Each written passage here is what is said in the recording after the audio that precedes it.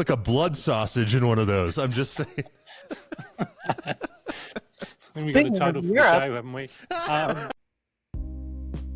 This week on That Car Show, we wrap up what was a pretty epic 2025 by planning for an even more epic 2026. We came up with what would the ideal car enthusiast gap year look like with events every month. And we were very excited to discover that at least one of us has been to most of these events. So it was tough to choose a favorite. And I really chose more than one favorite, unsurprisingly. Ryan also just got back from another 2,000-mile road trip in the Toyota Crown Signia, and he has thoughts. That and a lot more to wrap up this year on That Car Show. Welcome to another cruise show. We're back with a bit of a special agenda this week. How's everyone doing?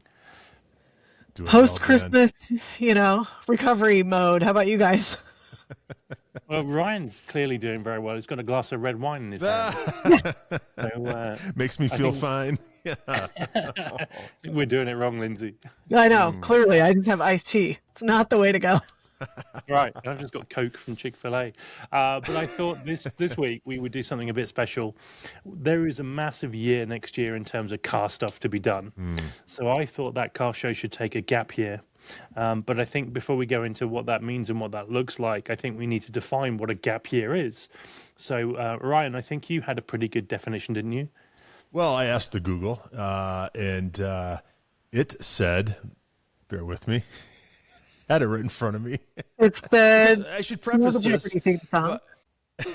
I didn't have a gap year personally, right? I mean, I didn't know what I was doing at that age. I could have benefited from a gap year or three. But so for those of you who don't know, when I gave it the Goog replied with, the purpose of a gap year is to provide an international break for personal growth, exploration, and skill building to foster maturity, clarity, and motivation, allowing individuals to gain real-world experience, clarify goals, recharge, and develop crucial life/career skills before diving into further education or work. It's a period for self-discovery through activities to foster a stronger sense of purpose. And boy, I could have used all of those things. So, Lindsay, have you done a gap year? I have not. I think it was just starting to, the concept was just kind of making its way to the States towards the end of my time in university. So it was not really a thing the way it is now, where it's common. But you did study abroad, right? I did. I was in England for a semester in college. So that was like a mini gap year. Nice. Even though we were still studying. We've set the level because none of us have done a gap year yet, right? So this is what our gap year could look like. Or two, yeah. An automotive gap year with a purpose to provide personal growth, exploration, skill building, clarity and motivation, allowing us to gain real world experience. So what I thought we would do is we would plan our gap year as a group. In essence, all our gap year activities need to be car related. So what we're going to do is we're going to make some recommendations based on the months. I know some of these recommendations, some of us have done. So I'll ask you to share your experiences, and we will plan out That Car Show's gap year. Are you guys in for this? I'm game. Let's do it. Awesome. So let's take us to January. Fall into the gap. Fall into, don't, please mind the gap, as we would say in England. Here we go. First on the gap year international experiences is Retromobile in Paris. Now, Lindsay, you've been to this event, so tell us a little bit about the event and whether you would go back. So I would absolutely go back. Last year was my first year. I have gotten to know Ramon, who runs the event. And after hearing about it for many years from him, got to go last year with my friend Lara. And it is a must-see event. And it's a fantastic excuse to go to Paris. So if I had had more time, I would have gotten there like the weekend before Retromobile, because it starts on a Wednesday and goes until Sunday. And there is plenty at the event to hold your attention that entire time, because it is a massive, it's like multiple convention halls just outside of Paris. It's very accessible from the center of town. You can just use the metro, so it's super easy to be right in the center of town, get to the event, go check it out. And then you can also do all of the things in Paris. But the event itself is so varied and there's so much to see. I really just had a day there and I covered a lot of ground and I got a very good sense of the event overall, but definitely could have spent more time because it's like a combination of SEMA and there's a live auction going on. And then there are, because there's like when we went to the LA Auto Show and there was the area with all of the Matchbox cars and they have people with different parts and they have a lot of different like European auction houses will bring some of the cars that they have. And then you've got people like, the European like Gunther Works and Singer and that kind of thing. There are, all manner of classic cars. And then in another area, they had, there was a band like as part of one of the displays. And then they had people on old-timey bicycles. They had historical vehicles on display from, wartime. It's hard to put it into a succinct description because there is so much to see and there's so much variety, but cannot say enough good things about it. And I think the really cool thing was that we ran into like a significant number of friends from the States. So it's the draw.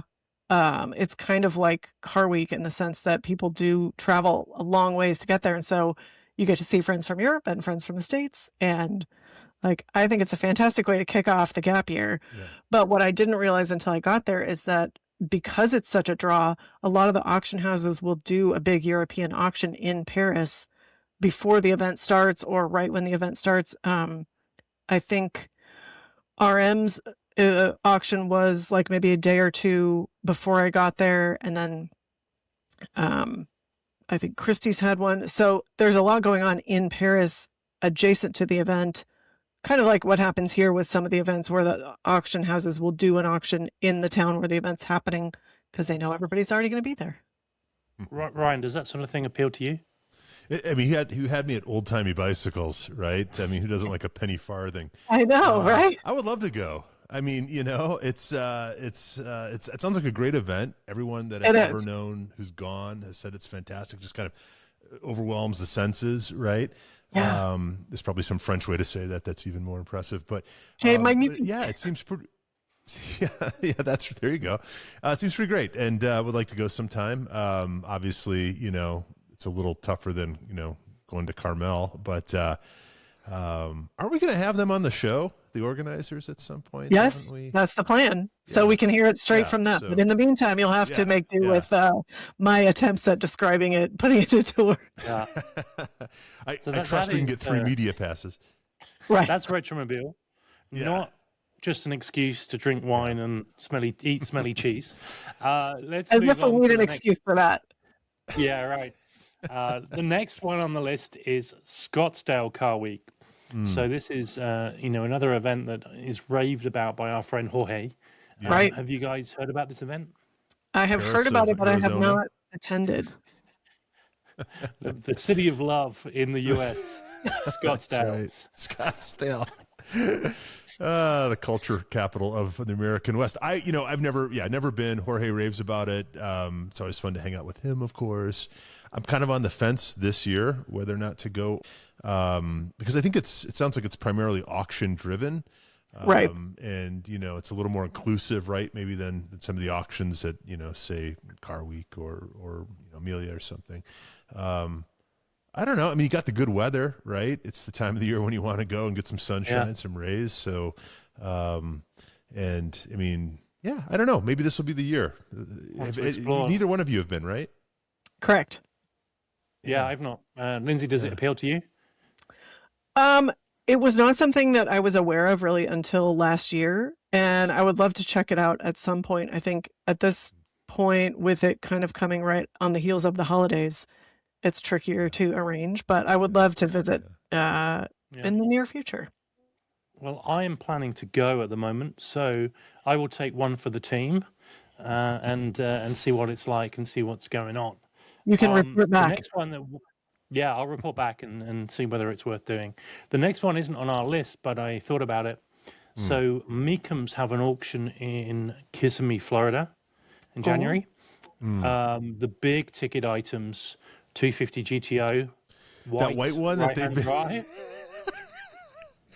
been they've been pimping that thing out for what, 2 years now? Yeah, it did. It's an amazing thing. It was at Retromobile last year, wasn't it, Lindsay? Possibly. 250 GTO. It's been campaigned in Europe. Yeah, I think it was for over a year. I think it was at the Avant Classics on the Green over the summer. Quite probably, yeah. Quite probably. It's a Pacific Northwest based car. Well, that by would John Shirley. And it's a beautiful, beautiful car. And the beauty of that car is it gets taken out. So Fred Russell, who's the guy who looks after the car, he gets to drive it on behalf of the owner, and he takes it to Cars and Coffee and stuff. So it'll be a real shame if it sells, because it means it'll leave the Pacific Northwest. Yeah. Didn't we see that during Car Week, though, at Mecum? I'm not imagining that, right? I had never been to a Mecum auction before. I don't want to say grown up watching Mecum auctions on television, but, I kind of did. And so it was interesting to actually go to a Mecum event. Who was I with? Was I not with you guys? No, I never made it. I must have been with Michael Assesso. Oh, Colin Seckel, I think was there. Oh, yeah. Colin. And so we did go, and they wouldn't let us in without paying, even though it was like an hour. The auction was done. And the doors were going to close in an hour, but we still had to pay $20. And I had other media passes. No, everyone has to pay. So it's just kind of a different vibe. And they had that white car out in the middle of a field, but it was surrounded by. So Mecum is different from any other auction I've ever been to, because it's a spectrum of offerings, right? And so there they had that beautiful GTO, but then they had like, the world's best Toyota Paseo, right? A few cars down. And then, you really wanted that Monte Carlo SS you didn't get in high school. Well, there are three of them. It's such an amalgam of different types of cars. So, it's an adventure for sure, but I don't know that I'd make a point of going cross country for it. Yeah. It's interesting, because last year they had Jerry Seinfeld's 917. Oh, if you guys yeah. remember the one from the film Le Mans, the Steve McQueen car. And that it didn't sell, but then sold privately. That's right. So they're getting a few big hitters. I hear Kissimmee's nice this time of year. Yeah. Now I just wish they'd get rid of those shiny black golf shirts they all wear. They don't photograph well on television. No. Well, if you're listening, if you could send one to Ryan, please. We'll make sure he wears it on the show. That'll be his standard Dakar show. I look like a blood sausage in one of those. I'm just saying. We got a title for the show, haven't we? Who doesn't love blood sausage? We called it black pudding. Oh, black pudding. Okay. Yeah. All right. I had to think about what you were talking about at first. And we did not really eat it here. So other events in January, the start of the Dakar. So this is one of the world's most famous rally races. It used to be that it would start on New Year's Day in Paris, as they say, and it would drive down to Dakar in Africa. Yeah. But they now move it around a lot, and I think it's starting in Saudi Arabia. But interestingly, which brand are going to be taking an Octa there? Defender. Yeah. Land Rover. Land Rover are competing this year, aren't they? So we wish them the best of luck, and obviously they got a pretty cool car to do it in. Super cool. I'd love to attend. Right? I got to meet Sarah Price at the Destination Defender. She's one of the official drivers, so I will be working very closely. But Ryan, I would love to go to this too. So I think the consensus is right. That car show would love to be there.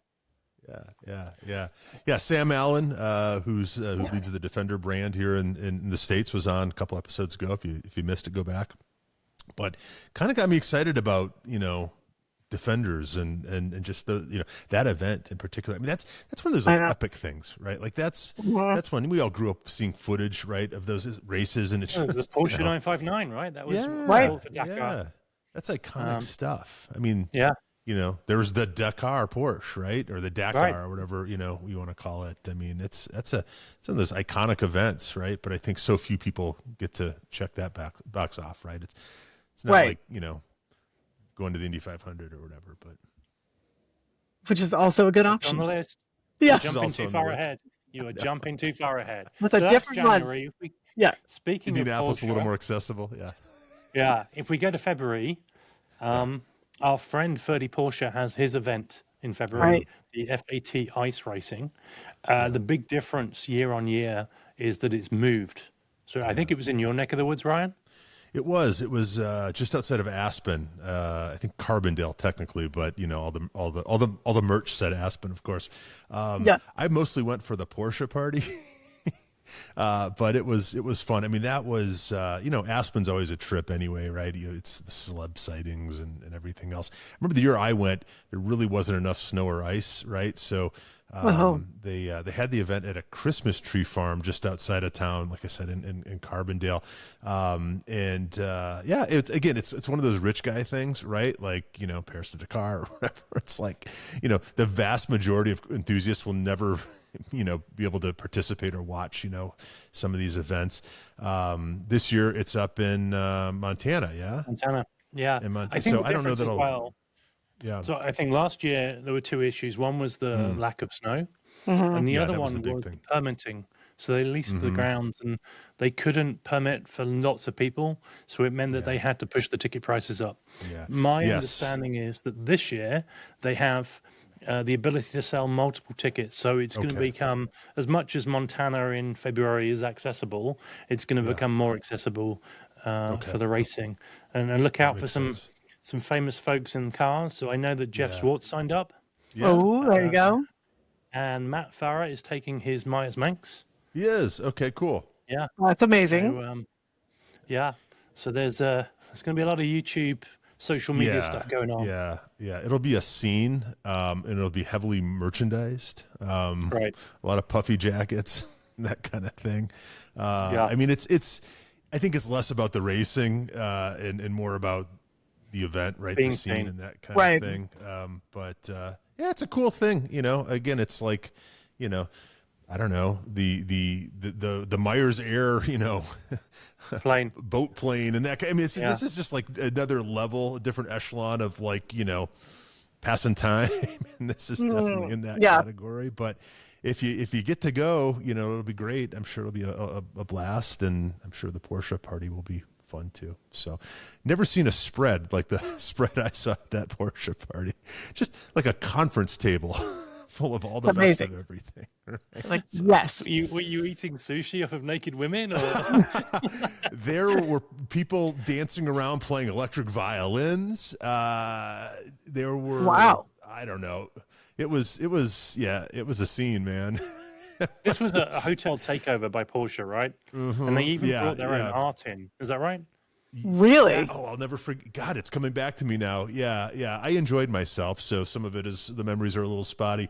But shout out Dan McGinnis, who I think we mentioned on every show.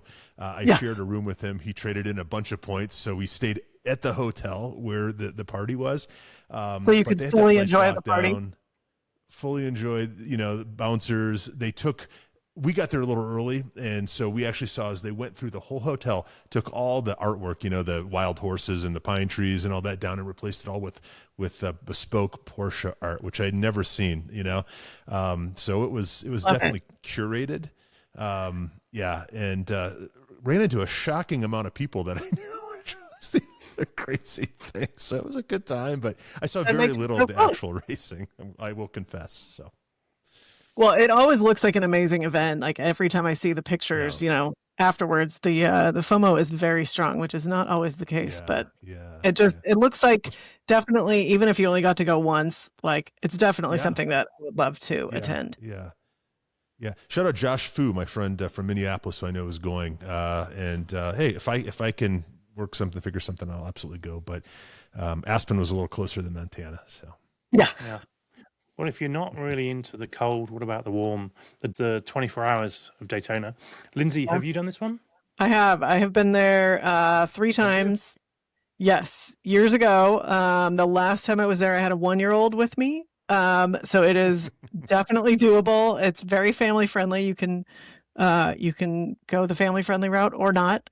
but it is, again, it's another one that like you really need to experience it once in your lifetime and plan to stay up late because it's just cool to be there and see, as they start racing into the night and the way that changes just the experience. And you can walk around the track and see it from, a lot of different angles and go up in the grandstands. And ideally, if you have access, you get to go into the pits and see that. And it's there again, like you were talking about different levels at the Fat Ice Race. There are people that go and they camp in the infield at Daytona. So again, there's lots of different ways to experience it. And, if you've done a 24-hour endurance event, it's very unique to that type of experience. Like it's not like anything else, but it's so cool. You got to do it. My spies tell me the way to do it is to do it with Lamborghini. Oh. Lamborghini have a ticket that you get put up in the hotel, which is next to the track. You get golf carted to the track. You then take an elevator up to an observation level, and it's just you and the spotters for each team. And you get to see the race from a really elevated position. Wow. So Lamborghini, if you're listening, I'm available and willing to cover it for that car show. I've got a couple of friends who I might bring with me. Absolutely. That's the way to do it. So you've got two options there. You can go for the cold and the ice racing, or you can go for hopefully the warmth of the 24 hours, which is I guess it's the American version of Le Mans, isn't it? Yeah. I mean, it's a 24-hour, endurance race. Yeah. With history? With a lot of history. Yeah. I mean, and that track, and you can see, like, when you go, they used to do part of that event, the Daytona racing used to be on the beach, the actual beach at Daytona. So there's a lot of, you can see the historical photographs and kind of, learn the history of how it has evolved in the area. And it's, again, there's so much history. Like when I was at Le Mans, it's just, you can feel it when you're there. And so you have to go and experience it. But I was going to say, depending on the calendar, why wouldn't you do both? Do the cold and the warm, right? I mean, is this a gap year or not? This is our gap year. We can do whatever we want. It does seem like a lot of these events are on the East Coast, though. Because if I look into March, right, Amelia, which is Amelia Island, which is a concourse event, and it's kind of like the first concourse of the year. Right. That's on the East Coast in Florida. And have you both been, or is it just Ryan? Just Ryan. And I've only been once. I'm no expert. We went, it was a year and a half ago, 2 years ago. 2 years ago this year. An electric car is that right? Yeah. I'm bringing back, it's like a therapy session for Ryan. Yeah, in fact, I had reserved a Polestar and was very disappointed when I showed up and I got a Kia electric. That's fun. But that's okay because I ended up with, I guess, a Polestar. But I was going to say, you were so disappointed that you had to buy the car yourself. I was going to make it happen. That's the place, though, that they just, at least at the time, 2 years ago, did not have the infrastructure for EV charging, especially when a large event is going on. It just doesn't exist. And so once you get outside of, Jacksonville there, and you drive, a bit to Amelia, that's kind of it. I recall there was one public charging place in the whole town. It had two lines, two cords, whatever. It was owned by the city. It was like on the side of the city hall, and they were slow chargers. So it was like what I have in my garage here. So I remember waiting until one freed up and then having to park the car and then lifting back to the hotel. It was a whole thing. I thought I was being slick. But as an event, it's a lot of fun. It's there's some parallels to Car Week, right? Monterey and that kind of thing, but it's a much smaller scale. The Concord, the event was great. It's of course at, the Amelia Island Golf Club, I think it is. It's a Ritz-Carlton, if I'm not mistaken. I'll fact check that. And it's fun, but like I said, it rained the whole time we were there. I'd like to go back sometime when it's out. But it's an iconic location, right? It's definitely one of those things you have to do once. And it's definitely a lot more low key than Car Week, right? So there's that. Yeah. I think it'd be a fun trip for the three of us to go sometime. Nice. I'm game. Yeah. Some good auction action and that kind of thing. And a couple people have asked why I have the CBS Sunday Morning hat behind me. And that's because when I was there, CBS Sunday Morning were there. They were following the school in Kansas, that Nate went to. McPherson College. McPherson College. So CBS Sunday Morning, we're following McPherson College, and that was the year that they had started with the car and brought it all the way to Amelia to be auctioned. And so it was. So anyway, I ended up talking to the guys, and they gave me the hat, which is pretty cool because were you on TV? No. I just talked to them off the. I think they came up to me, and I looked as out of place as they did in that auction. and we kind of bonded on that, or bonded over that, nice. And really nice people. But that's my Amelia Island memory. And I was down the road last year from Amelia Island, and they had a massive thunderstorm come in on the Sunday, so they actually brought everything forward. That's right. So the event took place on the Saturday. Which the net was I was doing the Daytona 200. Which is the bike version of the Daytona 500, but it's not a 24-hour race. It's it's an afternoon's race. But I got to the airport, and basically everyone who was anyone from Amelia had come to the airport, trying to get flights home early because there was a thunderstorm coming in and stuff. Right. So there were people like Ralph Gilles and people like that in the lounge.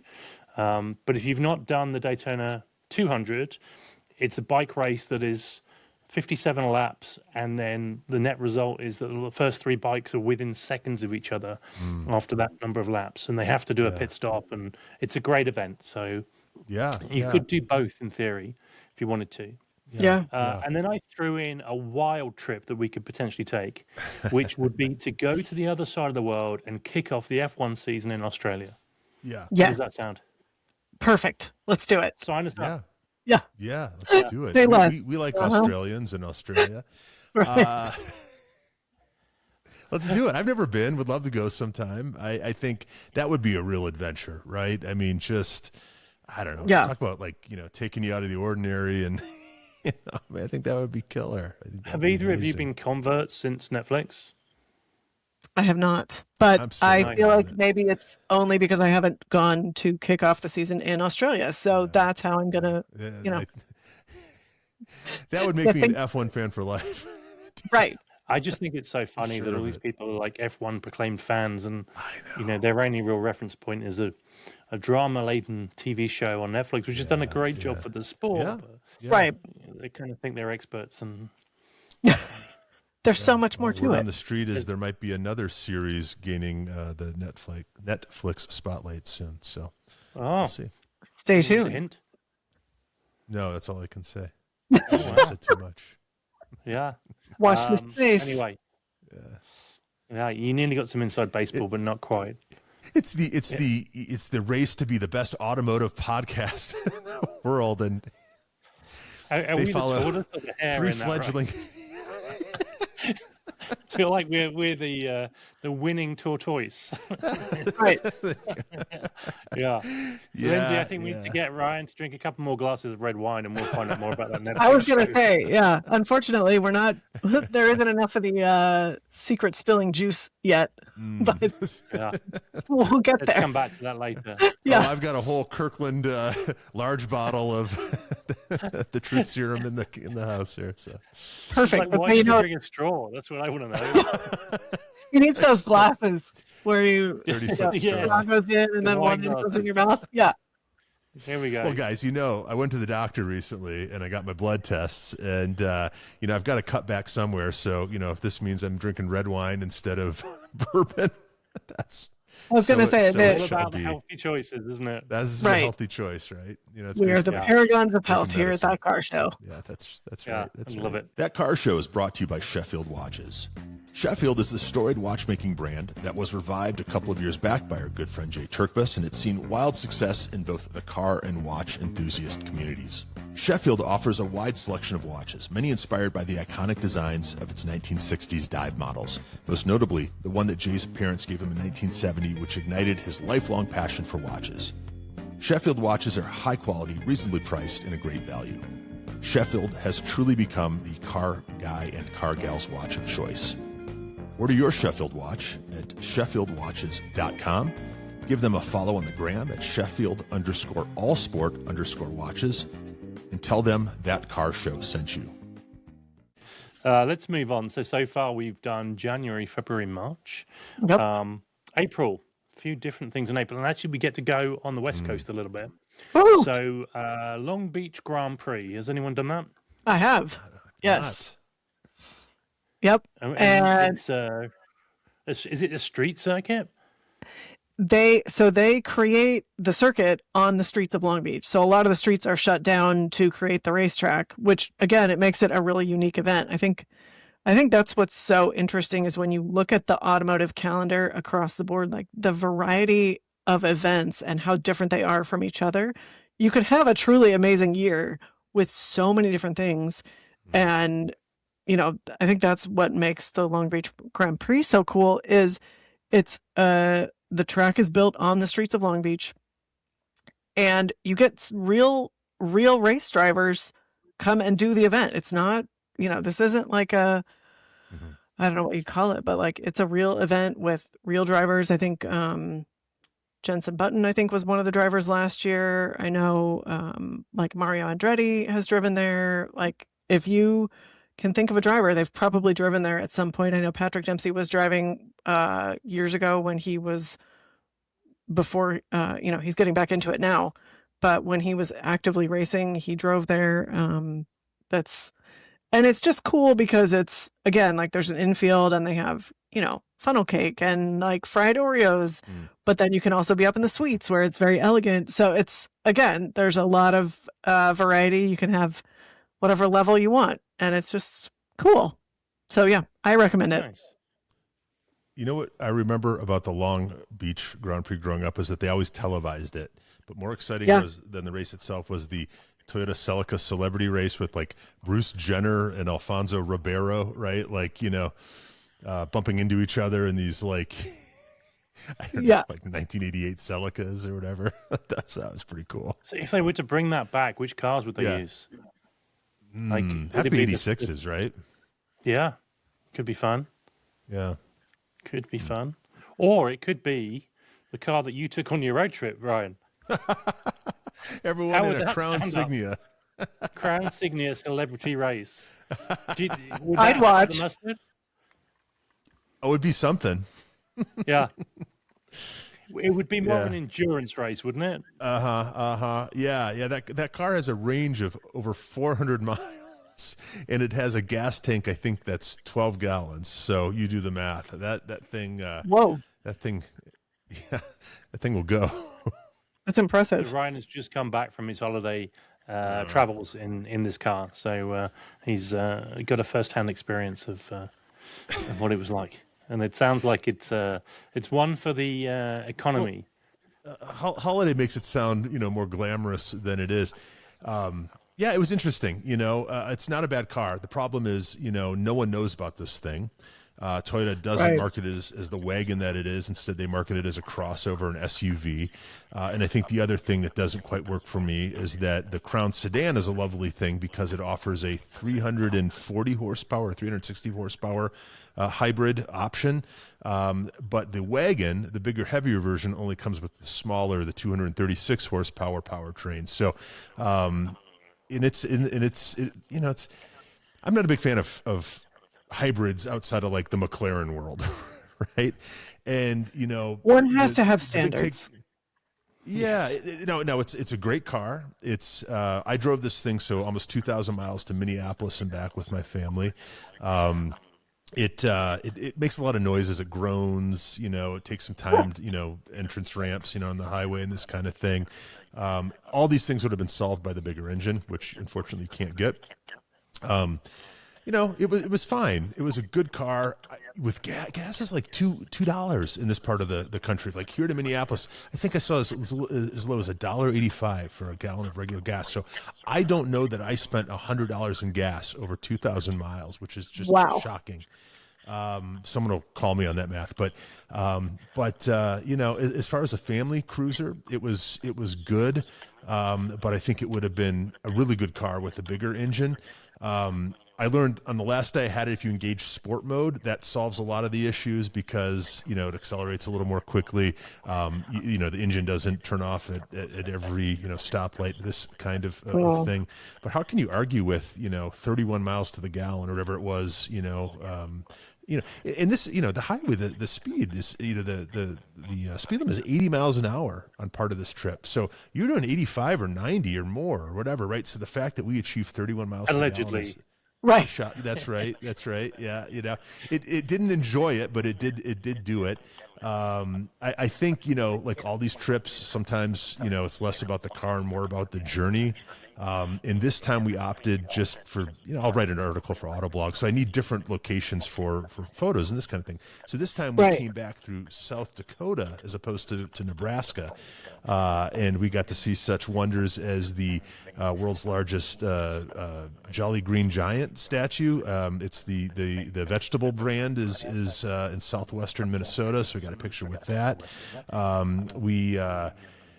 Someone on Instagram, though, said the other day, they said, America is giving off dead mall vibes at the moment, right? And that's all I could. I thought that was such a perfect sort of, and that's the kind of the vibe we got the whole way back driving across South Dakota and western Nebraska and some of these parts of the country where, the towns are dying and it's just, the towns are few and far between. And it was a little tougher to find places to take pictures.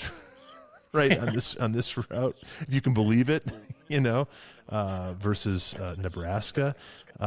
So it was, we stopped at one place. It was we said, what is this memorial on the side of the road? It looks like a war memorial or something from post-Soviet Russia or something, And it was a giant memorial because in 1974, this small town where we had stopped was the location of the World Plowing Championship. Who knew? There, I guess. Who knew? So I got a picture of that. But it was you forget that there's a whole world outside of Los Angeles or Seattle or even Denver, right? And most people, are living a life that is very different from the ones we live and driving the cars we do and all that. And so it was a real sort of really brought me back down to earth, both the car and the journey. So yeah, some niggling small things about this car. A lot of wind noise from the windows at higher speeds. The engine will get you there, but it just doesn't sound like it's enjoying the process. A lot of groans and just things turning on and off and that kind of thing. What else? Seats are really comfortable. I got to give Toyota a ton of credit for improving seats. A generation ago, I could not get comfortable in any Toyota seat. I know that they've put a lot of money into making better seating, and it shows. I think maybe my biggest disappointment about the car was the ride. We had stopped at Costco, with the car, had the back hatch full of groceries, and you hit a bump and all the groceries levitate for a second and then come back down. It was just, the damping or whatever. It just seemed, just seemed a little off. I hadn't experienced that in a car in years, right? I mean, most cars now are pretty buttoned down, even if they have a hard ride. That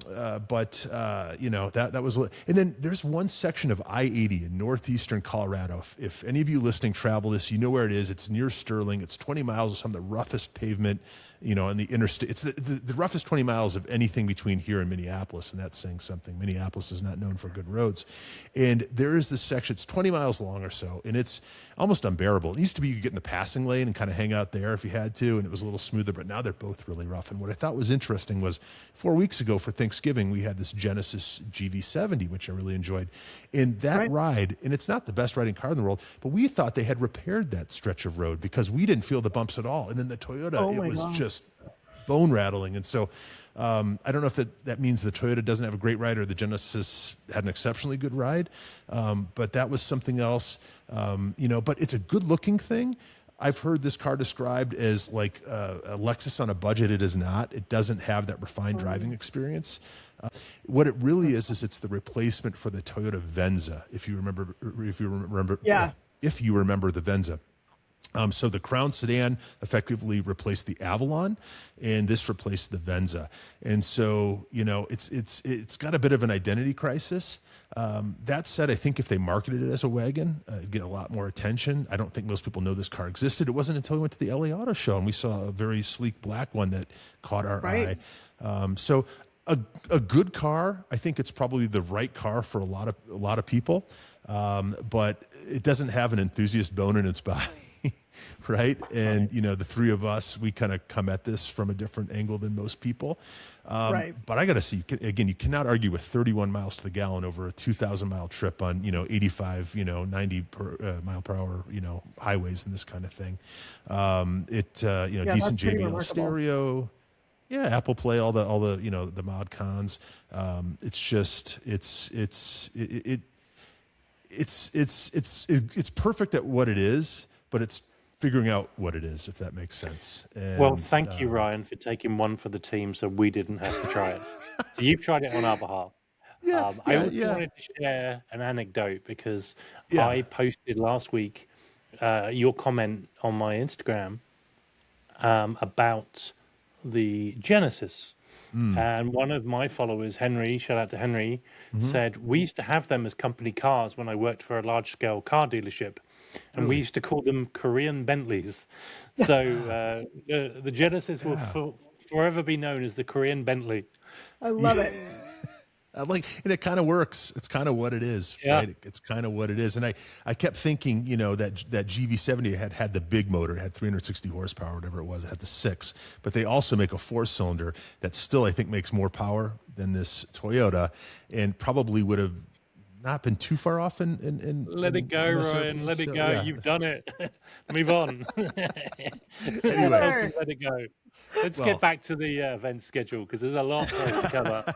I think our gap year is going pretty well so far, right? So far we've been to Paris, we've potentially been to Saudi Arabia, we've been to Montana, we've been to Florida, we've been to Melbourne in Australia, we've been to Long Beach.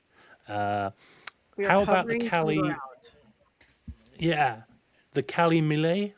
Have you guys heard of this event? Oh yeah, the Cali Millet. Yep. Yeah. Have we done it? I have not, but it is on my list. It looks incredible.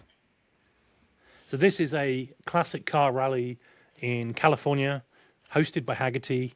And are there any prerequisites to bring a car? Do you know? I think it's 58 and older, if I'm not mistaken. It was Derek Tam-Scott and Tatsuo Otis who had done it, and they were sort of comparing and contrasting to the Grand, Colorado Grand, which is probably its closest sort of analog. But apparently it's much more A to A than A to B, for better or worse. Can you explain what you mean by that? Yeah, so the Grand, we go from town to town for the most part, not always, but for the most part. And from the way Derek and Tatsuo described it, it seemed to be much more tighter roads, twisty roads, but maybe more from, you start and stop in the same place, right? You spend the night in the same place kind of thing. But it's supposed to be wonderful. I mean, everything Haggerty does is top, top notch and all that. Haggerty also sponsors the Colorado Grand, but Haggerty runs the Cal Millet, right? So I'd love to do it. I mean, I adore the Colorado Grand. Won't shut up about it. And I think this is probably, the closest sort of thing, and with different terrain and geography and all that. So I would absolutely love to do the event. Right. If you're listening. Lindsay, what would you want to do it in? Oh, I would do it in a 289 Cobra. There you go. There we go. Default. That's pretty standard. Yeah. But it's a good car, right? Yeah. They're going to be shocked with that answer. I think that car would be really suited to the roads that they do. And, I had the chance to work on some of the elements of that event when I was working with the events team for Haggerty. So I know kind of the thought and care that goes into it. And for those that know Dave Horde, he works with them and puts together the actual route. And like Dave is a perfectionist and he loves driving and he's a true enthusiast. So I know, whatever he puts together, they're spectacular drives. And then the level of, accommodation and the food and all of that, like I feel like every year after the event, everybody says like they've somehow surpassed what they've done in the past years, which we didn't think was possible because it's such a lovely event. So it just looks magical, and the plan, it's definitely on my list of goals to do that one day, or automotive bucket list, I guess you could say. Nice. We've got another one to do. So it's good. We've got the balance now of East Coast and West Coast. Right. In May, one of the Triple Crown, the Indy 500, and Ryan, I think you grew up in Indy, didn't you? I did. Never actually went to the race, but every year we'd go to the time trials, that kind of thing. What's that meme from Game of Thrones, which is going, shame, shame, shame? Well, you have to remember the Indy 500 of the 80s, right? When I was a kid, I think was a very, the crowds they drew, I think were probably, they still draw giant crowds, but I think the crowds are twice as big as they are now, right? They had this snake pit. It was a whole thing, a parade downtown. I remember seeing David Hasselhoff, who was the parade. Was he the Grand Marshal one year? The Grand Marshal. That's what you call him. So it was a big deal. Probably a bigger deal then even than it is now. That said, I've never been to the actual race, but we go every year for time trials and that kind of thing. And we were on a budget, right?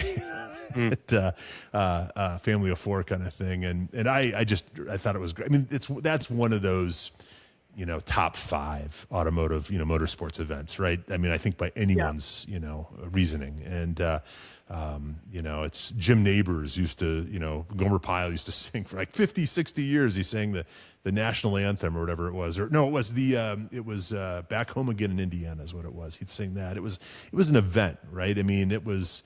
How does that go, Ryan? Like I also don't know the Google words. that one. Right. maybe I'll add it. Oh, I know the words, but you don't want to hear me sing it. And Lindsay, He's singing his ever living heart out too. That guy, Jim Nabors, Lindsay, have you been to this one and have you sung the Indiana song? No, and not yet. Okay. Don't worry, Dan. The Counting Crows will sing it on some. Let's do holiday karaoke encore. And pick that one up. So that's the Indy 500, and then if you want to bring some sophistication to the month, right?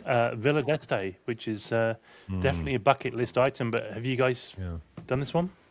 No, I just keep living vicariously through my friends like Laura and Johnny and Bassam, and just gobbling up their pictures when they go, because it just looks like another, magical bucket list event. I mean, the setting itself is just absolutely stunning. And then the cars that it attracts. And again, that's another one that people travel from all over the world to be there for. I think that's the one that Spike always jokes about when he went and somebody said, "What are you doing here?" So that's, can you imagine if we went? Right. That tells you the level of, I think we may have a little more work to do. So what I'm hearing. I gotta say, Harry Metcalf. Yeah, right. What have we got? This is on the side of Lake Garda, right? I believe. I don't know. That shows proof I shouldn't be there. I have to ask our research department. I would have said Lake Como, but I may be wrong. Yeah, I would have said too, but it's Harry Metcalf, who I think is like the coolest dude in Italy. He goes every year. He talks it up. He makes it look really good. Of course, he drives his like Countach down or whatever from the UK. Wouldn't quite be the same experience rolling up in a Seat or something, but I want to. Topolino. You guys are right. Lake Como. Lake Como. Every now and then we know what we're talking about. There we go. Harry also does a great video every year on the Dakar. So, not that we forever promoting other people's YouTube channels, but check it out. It's my favorite story about Villa d'Este is when they landed the Myers-Manx plane on the lake. Yeah. How cool is that? That's pretty much the definition of cool. That A, you own, among other things, the Myers-Manx company. That B, you have your own airline called Manx Air, I think it is, or Manx Airways, right? That plane is a plane that can land on Lake Como And it's just, I mean, you guys saw the video a couple, 3 years ago, Jay Leno. There's a glass sort of secondary cockpit in the nose of the plane, that you can open as you land. And then I guess, I don't know, do a dive into the lake or something right when you land. But come on. I mean, that's kind of quintessential cool right there. Let's go on to June. Wait, we're only in June? Yeah, but it's been an amazing year so far. It's a big year. June has one of our favorite events of the year, and you only do it right if you do it with a Dice-D, and it's Pikes Peak. That's true. That's the one. Yeah. Yeah. They are the royal family of Pikes Peak. No, wait, Dan, you came here. That's right. We did that one together. Pikes Peak is a hill climb event in Colorado.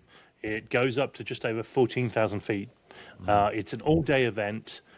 You have a couple of options. You either go and you position yourself at the bottom of the start-finish, and you get to see all the cars as they start and leave the race, or you position yourself halfway up the mountain.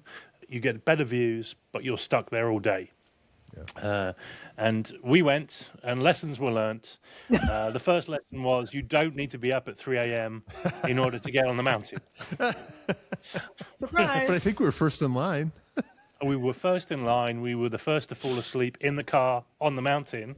But we thought we were playing the system, whatever, because we had press passes. We were able to get on the mountain early, but actually that didn't really give us a lot of value to do. I have a soft spot for Pikes Peak. It's run by wonderful people. It's a really neat event with crazy history, and I mean, there's really just nothing else like it. And I think driving it would be an experience of a lifetime. Shout out Johnny Lieberman. I mean, that takes balls. That said, it's not the easiest thing to spectate, right? And so I don't feel compelled to go every year because of that. But that's one of those, you got to go once, check it off, your list. But it's a commitment, to your point, Dan, because you spend the whole day there. There's not a lot in the way of facilities and that kind of thing. You don't know what the weather's going to do. Sometimes, I think like this last year, I think they only did the first stage of 3 or 4 stages or whatever it is. So there's so many unknowns and like variables and all that. And so I think it's really hard to get like the perfect Pikes Peak experience. That said, it's one of those things I think I take for granted because it's in my backyard, and people travel from all over the world to go. It's one of those legendary motorsports events that you got to see once, right? Yeah. And Lindsay, you nearly came with us one year. That's right. But I think that was probably common sense, knowing that we were going to do it wrong. But then we did it right, just to balance it out. We started off a bit rough, but then we got there. But would you go? Oh, absolutely. Especially now that you guys have learned all the lessons. Yeah, the hard way. Right. What was the vehicle? Fine tune it. Ford Edge. It was a Ford Edge, right? Ford Edge, yeah. Does that sound like a comfortable place to sleep? I was in the trunk, and wasn't I? The trunk door open. You did it. The wind was coming in. I was there, comfortable, cozy, sleeping. Yeah. That was That's great. the commercial that the Ford Edge has been missing. Exactly. Yes. That's right. If you're listening, Ford. The best memories, right? And there's their tagline. Right. Yeah, exactly.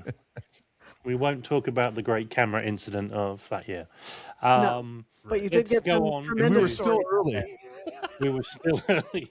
Let's move on. That tells you how much too early you were. Yeah. So, Le Mans. Le Mans is a pilgrimage. We've talked about the Indy 500 being one of the Triple Crown. Le Mans is another one of the 3 Triple Crown events. I think, Lindsay, you were the most recent to be there from all of us. You were eating ice cream with Chris Harris. That's right. Jim Farley, yes. Jim Farley. What was the experience like for you last year? I mean, it was, again, like one of those once in a lifetime, like it was just tremendous because it's, and I've said this before, but there's so much history and energy there, even before the crowd got there, because of the races that have happened and And there have been some big tragedies there. There have been some amazing triumphs there. The, so many of the big names have raced there. And I think, there's all these kind of like pivotal moments.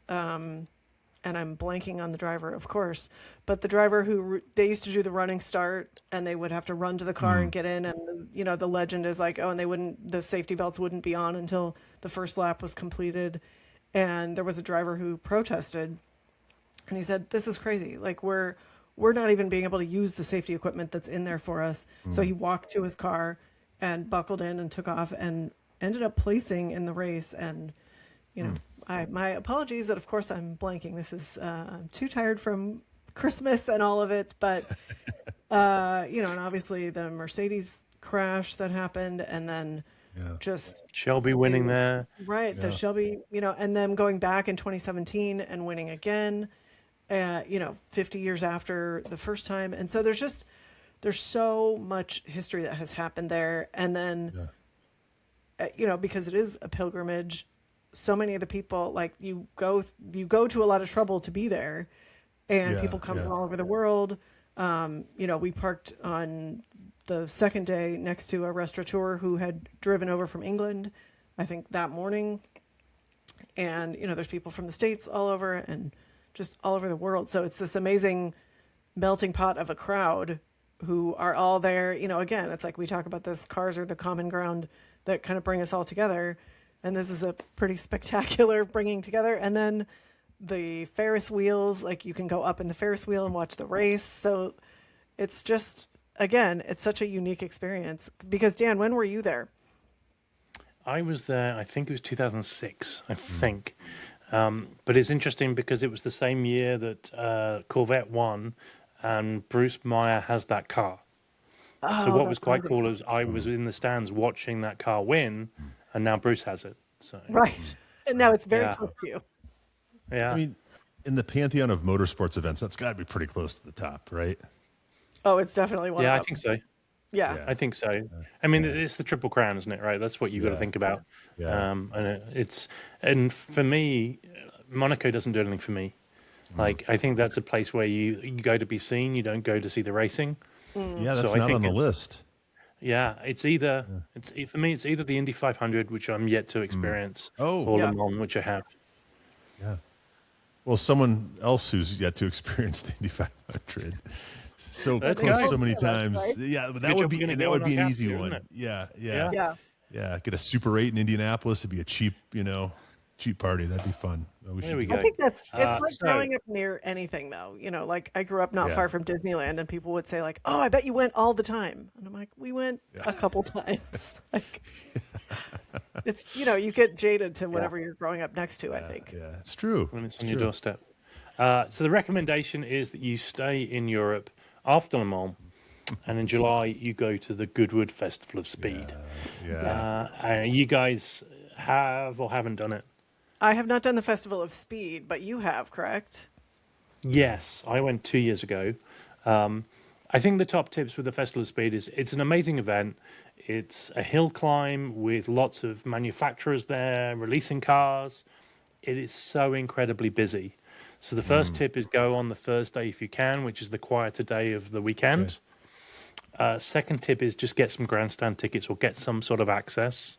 I was super lucky because I had a driver's medallion, which got me into the driver's lounges and stuff. Like the Americans don't seem to have a word for blag. It's like like cajole, maybe. I managed to cajole a driver's pass. Wrangle. But even what was that? I think probably the equivalent would be you wrangled one or wrangled. Yeah, but no horses were involved. No. You've got to do it like with a grandstand seat, I think. And the other tip is don't just stay at the bottom of the hill. There's a rally stage at the top of the hill, and that's where a lot of like heroes, idols hang out. So when we were up there, Andreas Proniger was up there, Travis Pastrana was up there, McRae's. So some of the McRae family were up there. So it's a separate rally stage and separate event. You don't need a different ticket. You just take the truck up there. They do a tractor with like that pulls a trailer, and you get on that and you go up to the top of the hill. So get good access. A hayride. There we go. Get good access. Go early on the Thursday if you can, and allow for extra time because it's going to be freaking busy. But it's a great event.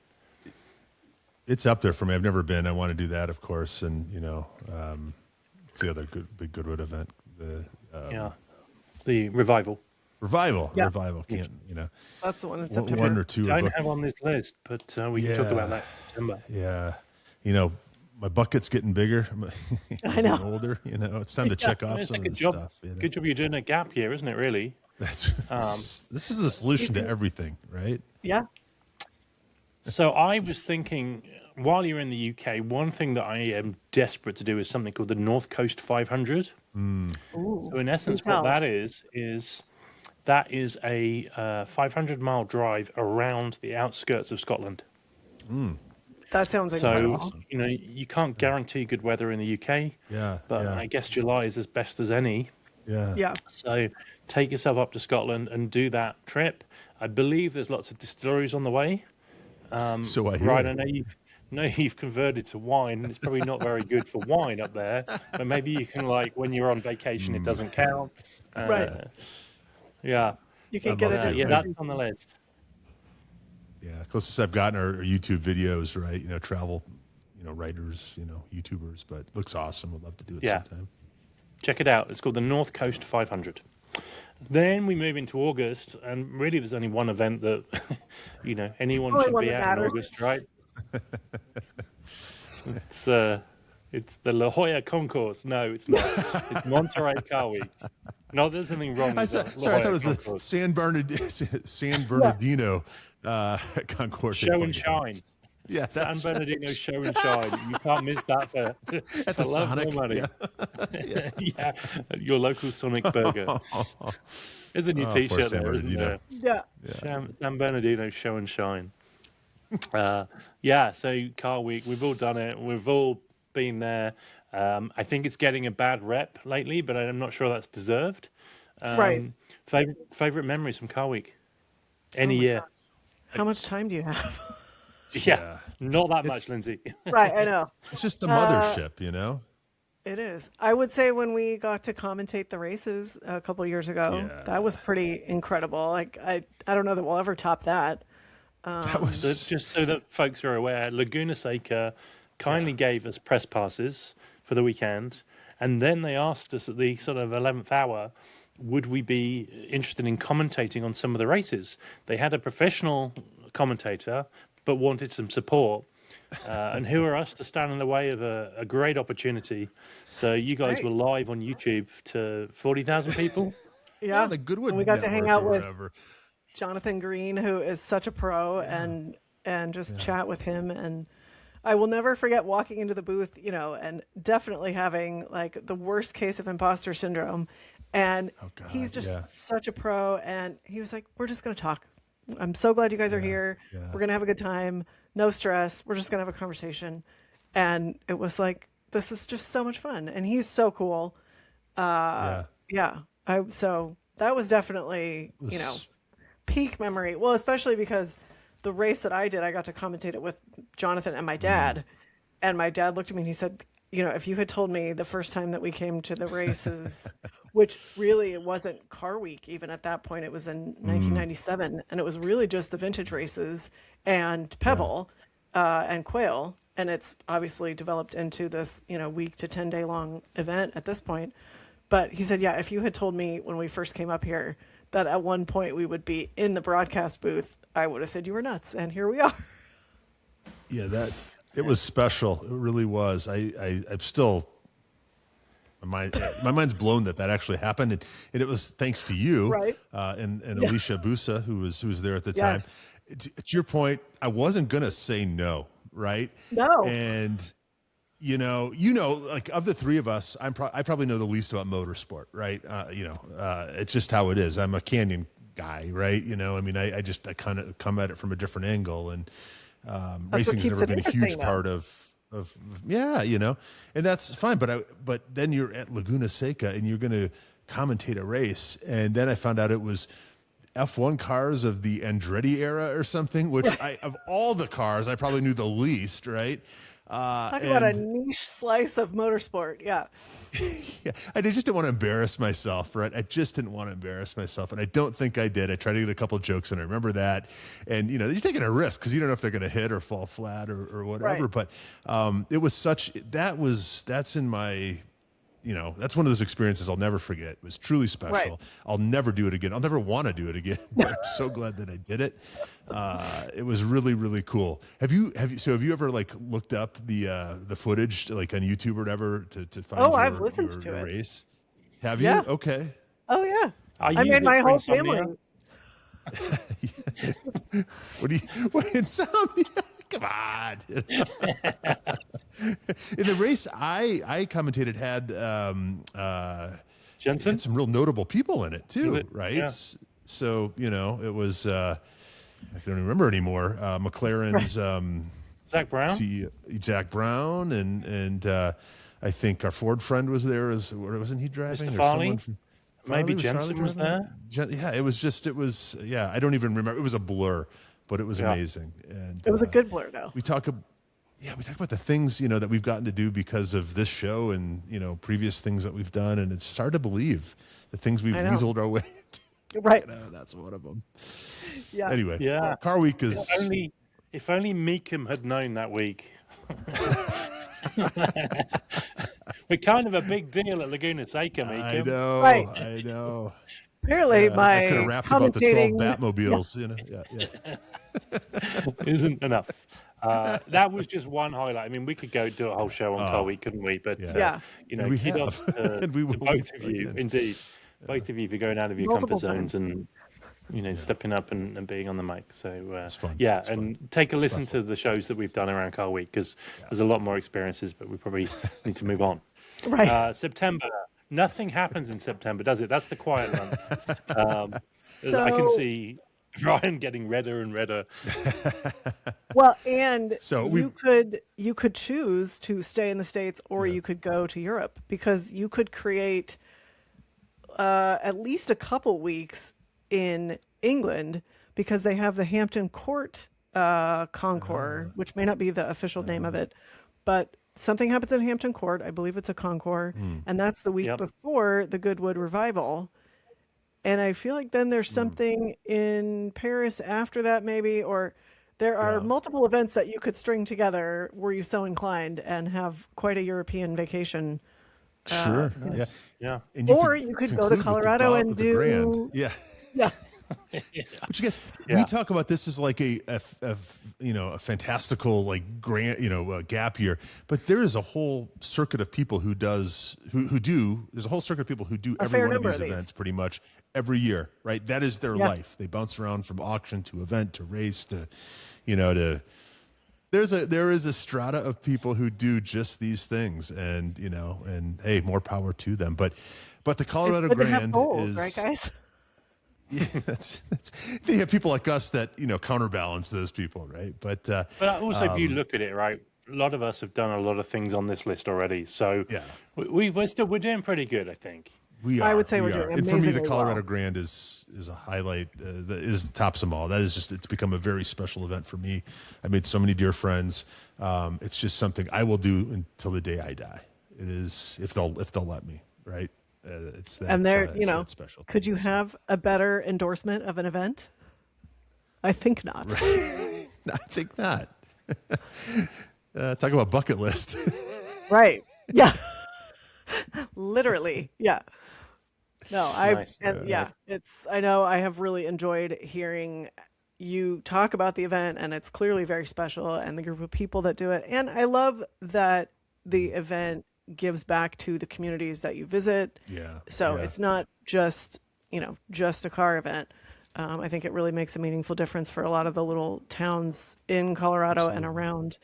And it just, and we've gotten to know Tom, who runs it at Car Week, and he's just such a nice guy. And Like, I would love to participate in some way in the near future. That will be, yes, I think that's what we need to make happen. You we'll add it to the list of goals. So, that's right. Nice. No slowing down in October. Nope. Go to Atlanta and go to Petit Le Mans. Have either of you done this event? Not yet. No. It's kind of like another endurance race, isn't it? Yeah. But Road Atlanta is supposed to be an amazing track. Yeah. It's supposed to be a great place for for watching. So I think it's on the bucket list.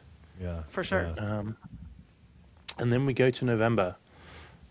There's a Grand Prix in Vegas. And if anyone knows how to put a Grand Prix on and make it a show, it's Vegas. It'll obviously be in its 4th year next year. And, the first year it had a few challenges. First year I had a few challenges, which will be a Patreon show at some point in the future when I can talk about me being the reason that there is a cement line on the start-finish straight in the very first race. I think I can talk about it. Do they now. call it the Dan Pilling Memorial Stripe or something? Yeah. I think they should do. This was a cement stripe, and it was exactly proportioned to the vehicle I was driving. But we will talk about that in a future show. But it's a great event. It's a great show. It's always a great weekend. They are learning as they're putting it on. So the first year it was on very, very late. I think they were trying to get European audiences, but now they've kind of dialed that back. It's a Saturday night race. Any interest? I know that the Dicey's went this year and had a great time. Yeah. Oh, that's awesome. I would love to go. I'm not a Vegas guy, but I'd love to go. Yeah. Yeah, I hate Vegas with a passion. I just it's just everything that I don't like in one place. I'm kind of with you, Dan. Yeah. And I can bear it for 48 hours, but I want out at that point. But to go for the Grand Prix, the top tip here is go hang out at the Win, because that's where all the team principals and all the drivers stay. So go do some people watching in the Win. If you guys get the chance, shout out to Larry Chen. Larry got involved with a Mercedes video this year, and it's a Mercedes video featuring George Russell as a valet. And who's that good-looking Formula One film guy? Brad Pitt. Oh, so Larry did the photography for this video. So he didn't do the videography, but he did do the photography. Okay. And he said it was very similar to the old days of Hoonigan, where you would shoot from 7 at night till 7 in the morning. But he's just posted a YouTube video on this, and it looks really good. It looks, kudos to him. He's got some great pictures of both George Russell, a car and this is a prototype car, being drifted, and of course Mr. Pitt, which I would imagine that's the easiest part of his job, because it's probably very difficult to get a bad picture of Brad Pitt. I would guess. It's a bit like trying to shoot Ryan. It's very difficult to get it wrong. Right. You hardly have to take any pictures. What's that? A PayPal $100 has just come in from Ryan Bell. Hey, I'm a Venmo guy. That's the Vegas Grand Prix. Maybe we should do that this coming year. Yeah. That would be amazing. That or the Volkswagen show. That actually looks like a hell of a lot of fun. I know. I was going to say, I realized there's one more event in October, and it's what has become a massive Volkswagen show called One Crazy Weekend. And what reminded me was when we were there at the beginning of October, they were already starting to set up for the Grand Prix, even though it was several weeks out at that point, because it is a massive undertaking. So go for One Crazy Weekend, stay for the Grand Prix. But that's probably way too much Vegas for a lot of people.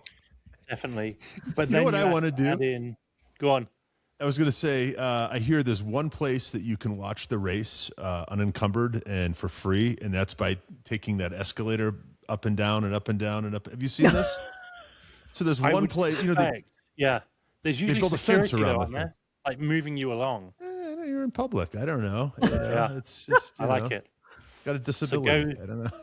Yeah. I nominate Ryan to attempt this strategy and report back. Right.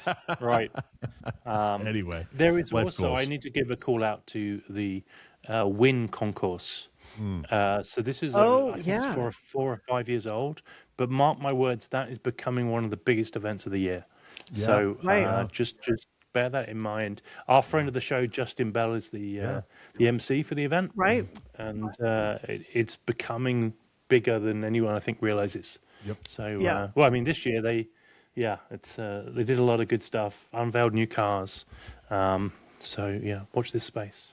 Yeah, it's an elegant event, and I think it's a sleeper. It's like a if you know, you know, and it's a lovely event if you've been. But yeah, I think it's definitely growing, and I hope to make it there sooner rather than later. Yeah, and in January, if you couldn't get to Paris, Retromobile will be coming to New York in November. Yeah, that's so right. It's the first time they're doing the event in New York. It could be a great experience. You know, that sort of holiday vibe plus some beautiful cars. Yeah, that'll be the first Absolutely. Retromobile in the States. So, and when I was there in Paris in February, I got to talk to Gerard and Romain, and they shared a lot about how they chose New York.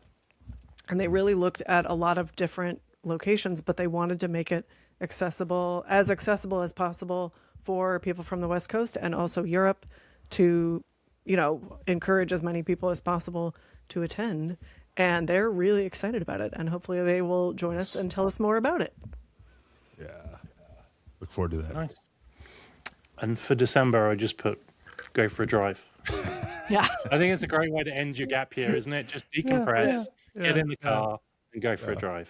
Yeah. And so are Absolutely. you going to create, like, take a trip to go drive somewhere? Or are we thinking at that point we are tired, we want to be home, so we're taking drives from where we live? Yeah, I think it's use your home as your base and just going for a drive. Yeah.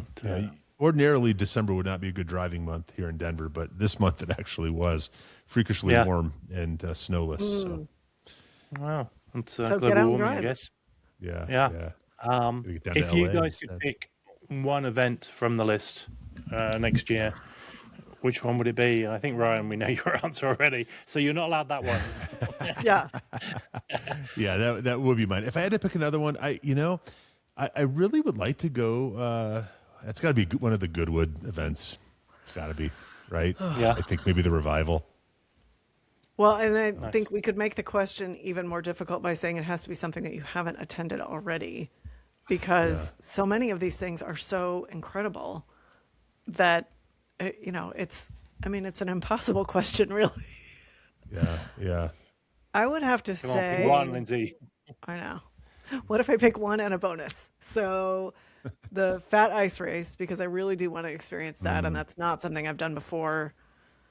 Ooh, I need two bonuses. Cal Millet and Retromobile New York.